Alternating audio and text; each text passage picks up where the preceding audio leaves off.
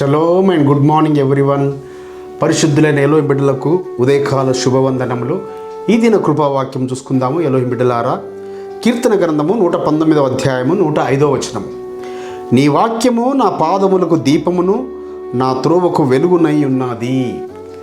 So ఆయన వాక్యమును ఎందరైతే వారి పాదములకు దీపముగా పెట్టుకుంటారో, వారి త్రోవకు వెలుగుగా పెట్టుకుంటారో, వారు చీకటిలో సంచరించిన, గాఢాంధకారములో సంచరించిన ఏ చీకటికి వారు భయపడరు. వారు ఆ చీకటిలో వారి పాదములను ఆయన తొట్టిల్లనివ్వడి బిడ్డలారా, తొట్టిల్లనివ్వడు. ఎందుకనగా వాక్యమనే బండపైన నువ్వు పునాది వేసుకున్నావు. మెస్సయ్యను బండపైన నీవు నీ పునాదిని వేసుకున్నావు. సో వాక్యము చేత కట్టబడుచున్న నువ్వు ఆ మెస్సయ్య అనే బండ మీద పునాది వేసుకొని మెస్సయ్యను కలిగి నువ్వు జీవిస్తున్నావు. కాబట్టి ఆ మెస్సయ్యనే వాక్యమై ఉన్నాడు. కాబట్టి ఆ వాక్యము నిన్ను వెలుగులో నడిపిస్తుంటుంటాడు, నిన్ను వెలుగులో సంచరింపజేస్తుంటుంటాడు. నువ్వు వెళ్ళే నీ త్రోవలన్నీ వర్ధల చేస్తుంటుంటాడు పరమ తండ్రి. ఆయన ఎప్పుడు నువ్వు చేసే ప్రతి పనిలో ఆయన కుడి హస్తం దక్షిణ హస్తం నీకు తోడుగా ఉంటుంది. నువ్వు చేసే ప్రతి ప్రయత్నాలలో ఆయన తోడుగా ఉంటాడు. ఎందుకనగా వాక్యమును నీ పాదములకు దీపముగా పెట్టుకున్నావు. కాబట్టి సో ఎప్పుడు కానీ నువ్వు చీకటిలో సంచరించినా తొట్టిల్లవు, నువ్వు ఇరుకుల్లో ఉన్నా నీకు విశాలతనిస్తాడు పరమ తండ్రి. ఇబ్బందుల్లో ఉంటే నీ వెన్ను తట్టి బలపరుస్తాడు ఆయన. ఎందుకనగా బిడ్డలారా, ఆయన వాక్యమును మీరు పాదములకు దీపముగా పెట్టుకున్నారు. కాబట్టి సో మరి నిజముగా ఆ ప్రజలు, అలాంటి ప్రజలు ధన్యులు సుమా.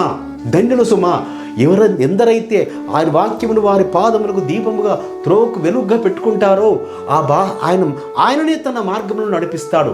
తన సన్నిధి దూతలు పంపించి మనకు నడిపిస్తాడు. మన శ్రమలలో, ఆయన బాధలలో, ఆయన వేదనల్లో మనల్ని బలపరుస్తాడు, ధైర్యపరుస్తాడు.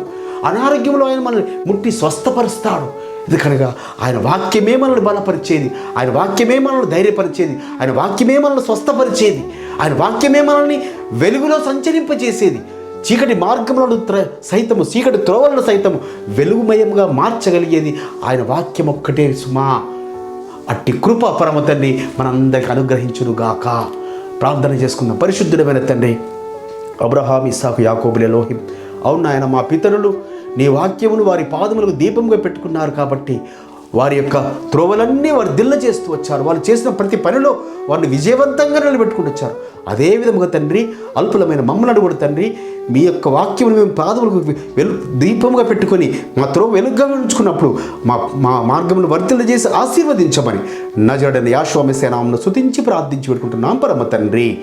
మన పరలోకపు తండ్రియు, రక్షకుడును, విమోచకుడును, నజరేయుడైన యేషువా మెస్సీయ వారి దివ్య సముఖం నుంచి మీకు, మీ కుటుంబాలకు, మీ వంశాలకు శాంతి, సమాధానం, కృపయు నిరంతరము నిలిచి ఉండునుగాక. ఆమేన్.